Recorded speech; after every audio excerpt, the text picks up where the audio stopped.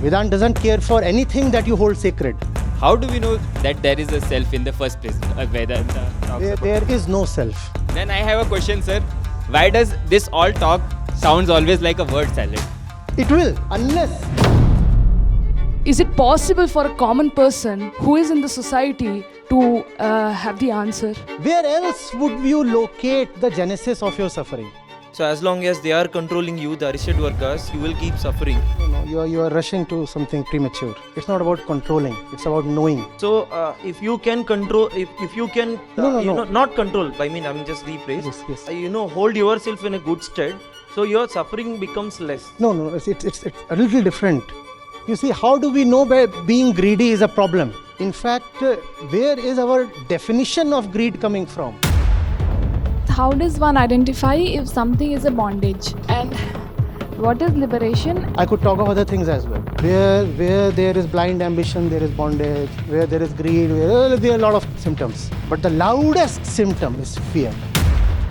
How do we discover ourselves even in this constant flux? This that you call as the self is so dependent on the flux that it is not stable even for a nanosecond. Then who are you? Who are you? A great friend? A jealous one? Who are you? Who are you? Acharya Ji, you said that we are conditioned to act in a certain way. Now, if in this sansar, if I get this question that I want to know myself, how do I get there being within the sansar? Because Gautam Buddha also went away from his family and trying to seek the answer. Now, if we are already within the society, we are already trapped in the materialistic suffering. So, is it possible for a common person who is in the society to have the answer? No, some people they say it's a thing of common sense and they can see for themselves that they are suffering. So some people say they can do that. Our friend said he can do that. Another friend said he cannot do that. But of course, there are people of both kinds. Some say yes, it's possible. Some say it's not possible. You say it's not possible. The majority indeed do say that it is very difficult. But the question is, where else would you locate the genesis of your suffering? This is the world. If you are not in one society, you would be in some other. It is here that you have your relationships. It is here that you have been brought up, educated. It is here that you will do whatever you have to do. This is your workplace. This is where you'll have a family. Maybe you'll have kids. This is the place. So it is here that you have to ask yourself, if I really do value love, is there love at my workplace? If I really do value freedom, is there freedom in my occupation? If I really do value realization, do I realize what it means to be a mother? It is in the middle of this sansar that you'll have to ask these questions, because it is here that you are living, eating, breathing, taking decisions. I'm going to be employed at such a place. Do I know what that means? Do I also know what's pushing me to that place? It is here. It is here. And let's say you choose to go to some other place. Even there, these questions will arise, because bondage is everywhere. And if you'll not have anybody else to put you in bondage, we are very capable on our own to create internal bondages. So that will be everywhere, and it is in the middle of sansar that you have to seek salvation. You cannot go anywhere else. So the major cause of suffering, let's say, is within you, right? So it's the arished vargas that either control you or you control them. So as long as they are controlling you, the arished vargas, you will keep suffering. No, you are rushing to something premature. It's not about controlling, it's about knowing. Just as we said, Vedanta has no space for the word morality. Similarly, Vedanta has no space for the word controlling. It's a very, very liberal science. You don't need to control anything. No. You just don't want to be under somebody's occupation. You don't want to be in bondage. That does not mean that you want to control your mind or you want to control the society. No. All those are perversions. If you are free within, you like freedom outside. You don't want to control anybody. So it's not about controlling this or that. It's about knowing what is happening and then and then something borderline miraculous happens. When you know what the real thing is like, then out of that realization, spontaneous action occurs, not with an intent to control, not with an intent to avenge yourself, but just the right action because it is coming from understanding. Just the right action. Yes, please. You inherently don't want to, let's say if I'm greedy, for example, I don't want to be greedy, or I don't decide to be greedy, but it inherently happens that you will reach to a situation where you're greedy about, let's say, money, or you're greedy about something. Yes. So it becomes like that. So if you can control, if you can, No. not control, I mean, I'm just rephrase. Yes. So if you can get over those Arishad Vargas and, hold yourself in a good stead, so your suffering becomes less. No. It's a little different. You see, how do we know being greedy is a problem? In fact, where is our definition of greed coming from? You have to go to the first principles. Vedanta doesn't stop at any level of belief. Even this is a belief, you do not need to be greedy. Why do I not need to be greedy? As an inquirer, I'll ask that. Because being greedy is not my fundamental problem. My fundamental problem is I am not, come on, please, all right with myself. That's my fundamental problem. If being greedy can solve that problem, I'll prefer to be greedy.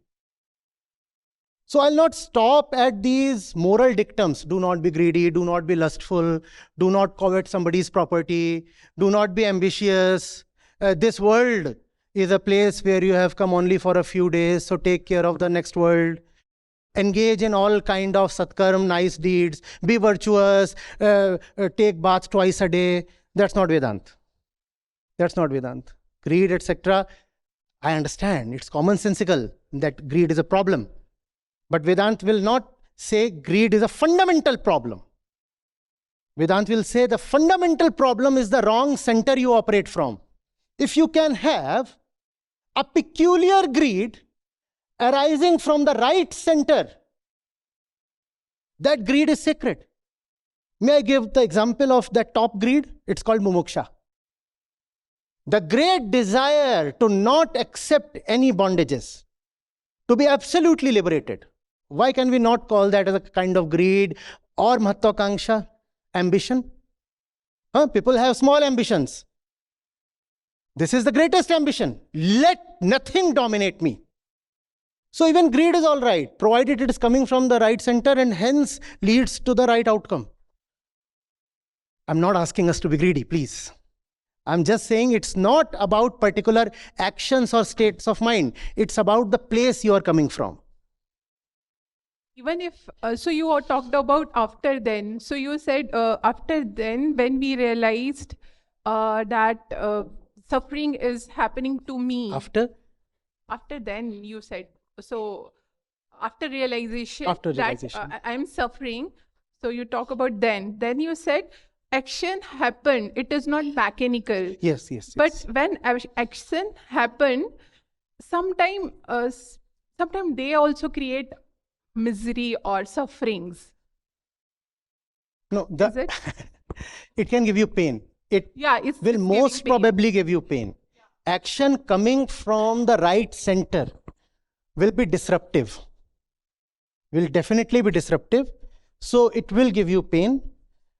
Now comes the word faith, which is not a fundamental word. No, not a fundamental word, but an important word. When your action proceeds from your understanding, you do not really care about the consequences. That's the Nishkam Karma of Bhagavad Gita. When your action proceeds from your understanding, you are so faithful towards the action. There is such great love towards the action that you become unmindful of the consequences in the future. You are saying, this action has to happen, it is inevitable, it's unstoppable because I know. I know, so this is happening. I'm not even the doer, it is just happening. It is akarta bhav, non-doership. I'm not even the doer, it is proceeding from my realization. And when it is proceeding from the realization, the action is all I care for because it is coming from my bodh, my realization. Who cares for the consequences? But we agree that the consequences are often painful and the consequences are disruptive. But then Vedant says we are not obliged to maintain the status quo. Vedant is for the ones who have the heart for a rebellion. Vedant is for the disruptive ones. Because it disrupts greatly. Reason is simple. Our personal and social frameworks, structures, even the legal structures, they are largely based on human ignorance. And if all the structures around us are products of human ignorance, then whatever proceeds from human enlightenment or human realization will be disruptive. As simple as that. You have your institutions, social institutions, familial institutions, legal institutions. They are disrupted by Vedanta. That's why those in power rarely would love or patronize Vedanta. They will patronize other things. They'll patronize the kind of religion that furthers the status quo. That will be embraced. But Vedanta is a demolition. Vedanta is a bulldozer. Vedanta doesn't care for anything that you hold sacred. Sir, during this whole talk, we have talked about self, and currently just some agreed upon definition of self. But I would like you to, can you just, for the time being, give a definition of self?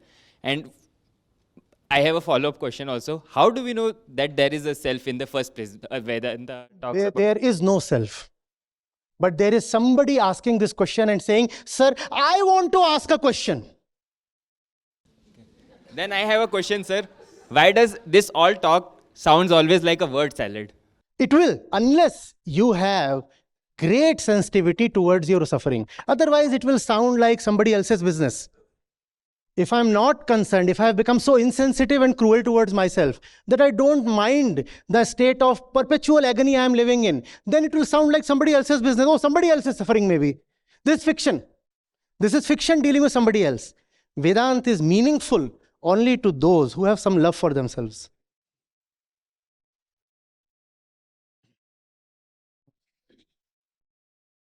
Namaskar, Acharya Ji. I have two questions. So my first question is, how does one identify if something is a bondage?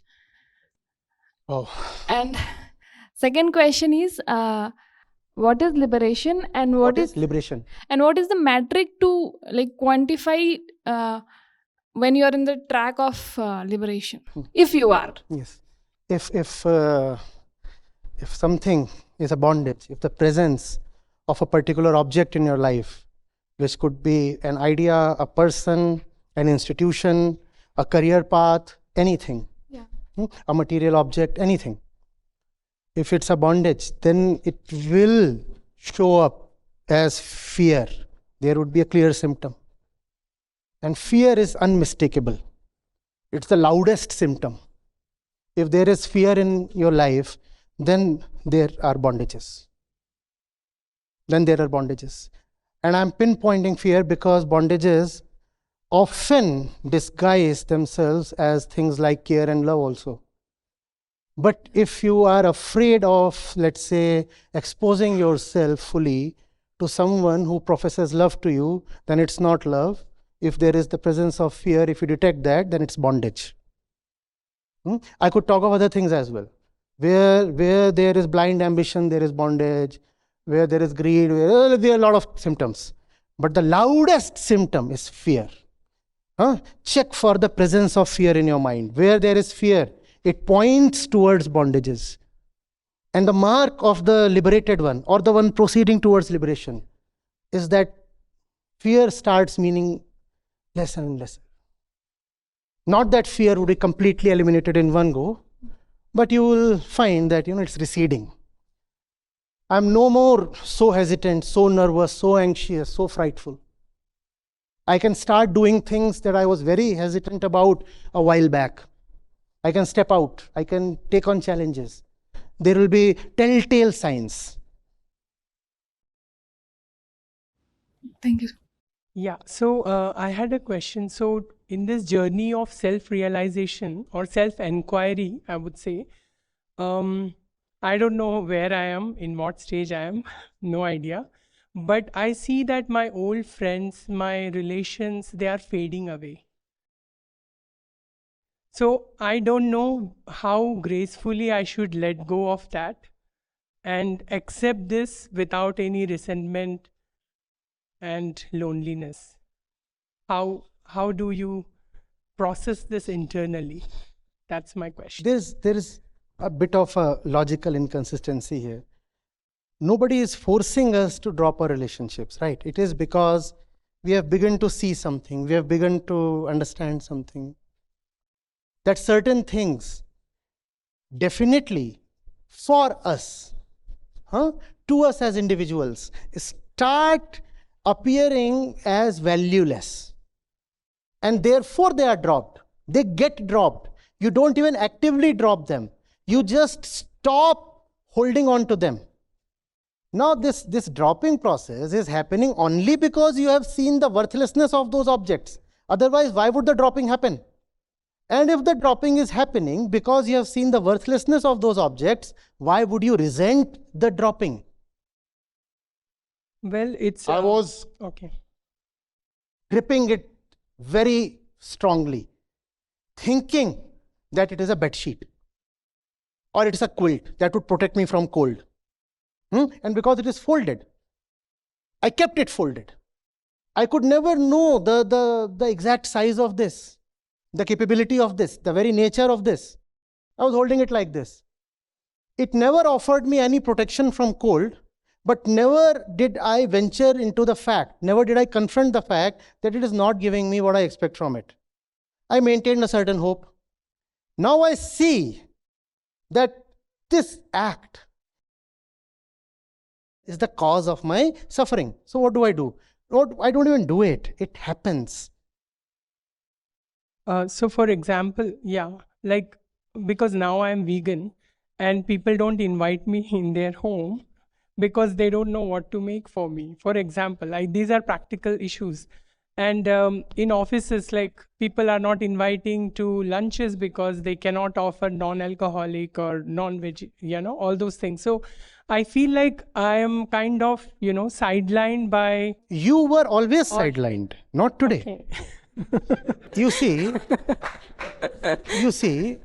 if the relationship was so shallow that it depended on culinary preferences, what kind of relationship it always was in the first place? Please tell me. What kind of friendship it is that if you don't eat what I eat, then I don't want you dining with me? Shouldn't you celebrate on getting rid of such relationships? Yes. Yes.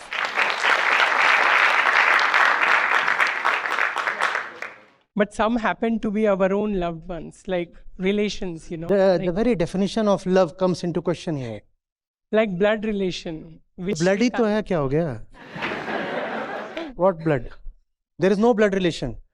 There would be hardly anybody here who never donated blood or who never got a blood donation, blood infusion. So what blood? सबकी रगों में सबका खून दौड़ रहा है. What blood? And when we go to a blood bank, do we inquire about किसका खून है? Think of something like dengue. Platelets चाहिए.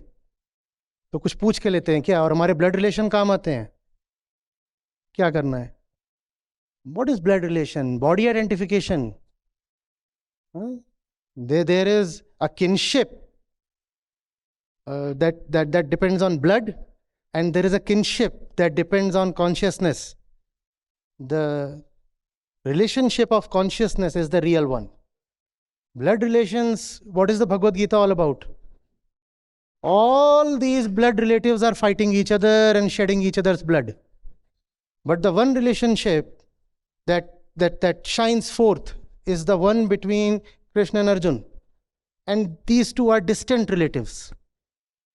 Distant relatives. When Sri Krishna is preaching to Arjun, Arjun is not listening even to his own brother, elder brother. And his elder brother was called Dharmaraj. And it's a discussion involving the very essence of dharma. And even Dharmaraj is not being invited. Arjun is not saying, I'll listen to my blood relation. Why should I listen to Krishna? He is a distant relative. My blood relative is Dharmaraj. Dharmaraj, you come and tell me what he is feeling. So blood relatives and all, fine. We understand there is a certain attachment, family, cousins, this, that. But as you gain maturity, you realize that relationships of a different kind are what really matter in life. Okay, thank you. Yeah. Namaskar, Acharya Ji. So, sir, in our everyday lives, currently, our mind is constantly bombarded with a lot of ideas of, let's say, how to be, about work, about everything. A lot of things affect us in our daily lives. So, sir, my first question is, how do we discover ourselves, even in this constant flux? Like, how do we hold on to something? Same question. That was your question, right? Same question. See, it is only in the flux that you can see what is happening. It is only in the flux. You see, you are in the classroom. You are one person. You move out of the classroom, you receive a call from your mother. Don't you see you become another person? That's the flux. The world is constantly changing and the self is changing along with it. Then who am I? And why will I not suffer if the self is so dependent on time and place? The fellow is one man at the office. So obedient to the boss, the yes man constantly. Yes, sir, obviously, sir. Will be done, sir. Thank you, sir. Knock, knock. Is returned. And then there is the obedient wife. Get me the tea. Throws away the tea. And the kid is slapped. Do you see how the self changes with the situations? That's the flux. And once you see that it's all a flux, then there is no self. Because by self you mean something that must remain unchanging, at least slightly unchanging. This that you call as the self is so dependent on the flux that it is not stable even for a nanosecond. Then who are you? Once you see that, it is a little upsetting, but it is also very liberating. I'm nobody. I'm just nobody. This nobodiness, it doesn't stop here. This is some kind of an invite, a trailer. It is deeper than this. It has to be all yours. Coming from me, it will sound a little foolish, a little absurd, a little meaningless. It has to be your own. When you see this in your own life, standing here, you are one person. You sit down, your neighbor utters a foolish joke in your ears, and you are another person. See how you have changed. See how you have changed. Then who are you? Do you exist? Is there anybody called the individual if it's all a flux? So, this realization is possible only in the flux. And therefore, meditation of the kind that goes against the flux, that disrupts the flux, you say, I'm sitting and watching myself. That will have only very limited success. Real meditation, real self-observation must happen in the middle of the flux. The middle of the flux. Here's my friend. And the grade sheet has just been put up. And I find him having better grades than mine. I coached him for the exam. He didn't know anything. On the eve of the exam, he was rolling in anxiety, prepared to die. Then I said, come, I'll share my notes. I tutored him, and look at this. The fellow is at A-, I am at B. Who are you? A great friend? A jealous one? Who are you? Who are you? And when you were coaching him, tutoring him, helping him, you see how you credited yourself with being a great helper? Do you remember? Do you see that? Do you see that? What is the nature of this so-called help then? Do you see that? And that can be seen only in the daily movement of life. You don't have to go to the Himalayas for that. A particular beggar comes to you. You're a nice man. Religion has told you to be charitable. So you extend a 10 rupee note, like, please take, or a coin, something. Please take these 10 rupees. And the fellow takes it and, thank you, bhi nahi bol sakta tha. There was no gratitude on his face. He'll rot in hell. Even 10 rupees, it is difficult to give without expecting at least gratitude. Were you giving something or bargaining then? Was it an act of, or was it a bargain? Please tell me.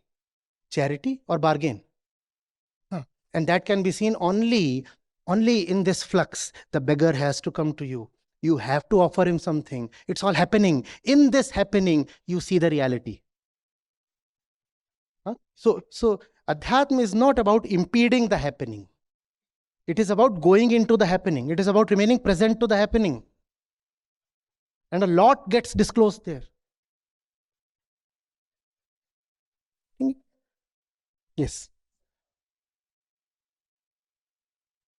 So you always talk about the center, you said, when the karta is at a proper center, the appropriate work will happen. So what does the description or the definition of that center? Because whether it's my understanding about the Just situation the fact whether you have jumped in blindly into it or you have understood. Have understood bhi galat hai. Whether you are constantly understanding it. There is this that the scriptures call as tamsa within us. It is a lover of sleep. It says whatsoever is happening, I'll keep sleeping, and there is a certain pleasure in sleeping. No? Even in the worst of your times, if you fall asleep, you're all right. I'm sleeping. Nobody suffers in sleep. There is something within us that comes up with a very nefarious response to suffering. That says the response to suffering is fall asleep internally. Even if you are suffering from cancer and you fall asleep, even if you are to be hanged tomorrow and you fall asleep, there is no suffering for that period. So that's the trick we play with ourselves. We decide to fall asleep internally, and that sleep extends all our life. And that's what you have to guard against. Ask yourself, do I know or am I just flowing? Do I know or am I just being carried away? That's the center. The center of blind flow versus the center of awakening, knowing.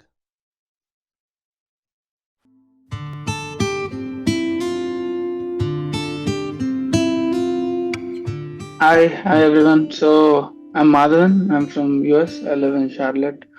So I've been listening to Acharya Ji from probably last 2 years intensely on YouTube. I started 2.5 years ago. I joined Gita sessions 1 year ago. So I went through an intense, seeking phase, like from last 3 years, I would say, looking into different directions. Couldn't find like what I really wanted, but I know that there was Acharya Ji jaisa bolte hai, bechani wo to tha. So I was seeking multiple things. So some things I tried out, experimented, but finally what I understood is that all the other spiritual practices which we generally talk about, generally that is framed about, they are very much misinterpreted. As Acharya Ji says, Acharya Ji's teachings have really helped us, and to overcome and not fall in the trap, right? So I started reading his books too and other videos.